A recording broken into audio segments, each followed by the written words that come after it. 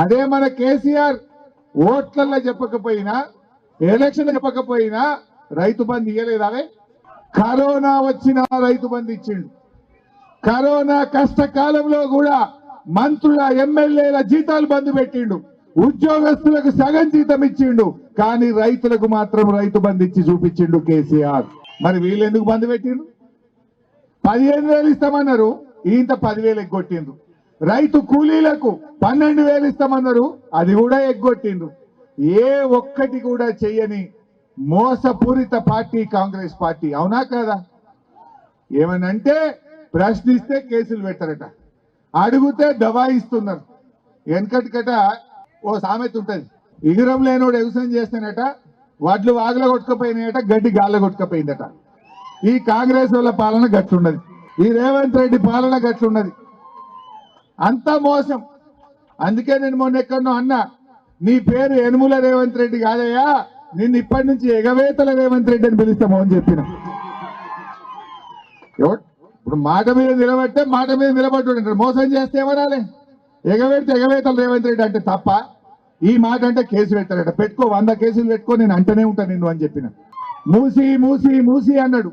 నేనన్నా, ఆ మూసి మురికి కంటే నీ నోటి మురికే ఎక్కువ ఉన్నది నాయనా, నీ నోటి కంపే ఎక్కువ ఉన్నదని చెప్పిన.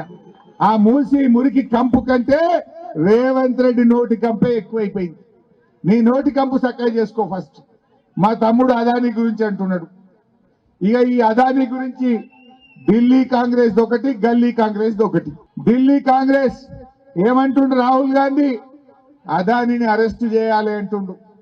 మరి అదానీ దగ్గర 100 కోట్లు తెచ్చుకున్న రేవంత్ రెడ్డిని ఏం చేయాలనో కూడా రాహుల్ గాంధీ చెప్పాలి. ఇప్పుడు 100 కోట్ల చెక్కు తీసుకున్నావు కదా మొన్న, మరి అదానీని అరెస్ట్ చేయాలని ఢిల్లీలో ఉండే రాహుల్ గాంధీ మాట్లాడితే, గల్లీలో ఉండే రేవంత్ రెడ్డి 100 కోట్లు తెచ్చిండు అదానీ దగ్గర. మరి ఈయన ఏం చేయాలనో కూడా ఇలా రాహుల్ గాంధీ చెప్పాలని చెప్పి నేను కోరుతా ఉన్నా. రాహుల్ గాంధీ ఏమో అదానీని అరెస్ట్ చేయాలంటాడు, రేవంత్ రెడ్డి ఏమో మంగళారతులు పట్టుండు. ఎదురుంగా పోయి ఆయనతో అగ్రిమెంట్లు చేసుకుంటుండు. ఎదురుంగా పోయి రాహుల్ గాంధీతోని అంతర్గత ఒప్పందాలు చేసుకుంటుండు. మరి అదే మన కేసీఆర్ 10 ఏళ్ళు ముఖ్యమంత్రి ఉండే. కేసీఆర్ 10 ఏళ్ళు ముఖ్యమంత్రి ఉంటే అదానీ అంటోంది తెలంగాణలో అడుగుపెట్టనిచ్చిండా? అదానీ అంటోందు ఒక్క రూపాయి అన్న మన తెలంగాణలో కేసీఆర్ చేసిండా? మరి కేసీఆర్ ఏమో అదానీ అంటే ముందే ఆయనకు క్లారిటీ ఉంది కనుక ఆయనను తెలంగాణకు దూరం పెట్టిండు. ఇలా అమెరికాలో అదానీ మీద కేసు పెట్టిండు, ఆయనను అరెస్ట్ చేయాలంటున్నారు. అదానీ ఎవరెవరికి లంచాలు ఇచ్చిండ్రో వాళ్ళందరినీ కూడా అరెస్ట్ చేయాలంటున్నారు. మరి అదానీ ఇలా రేవంత్ రెడ్డి కూడా లోపలికి వెళ్ళి వేరే ఇచ్చిండు, బయటకు వెళ్ళి వేరే ఇచ్చిండు. దీని మీద కూడా విచారణ జరపాలి. అందువల్ల ఇలా ప్రజలు కూడా గమనిస్తున్నారు, ఎవరి దక్షత ఏందో ఎవరేందో ప్రజలకు అర్థమవుతుంది.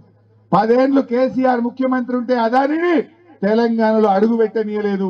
ఏడాది లోపలే రేవంత్ రెడ్డి అదానీతోని అగ్రిమెంట్ల మీద అగ్రిమెంట్లు చేస్తుండు. అంటే మంచి ఏందో చెడేందో ఇలా ప్రజలు కూడా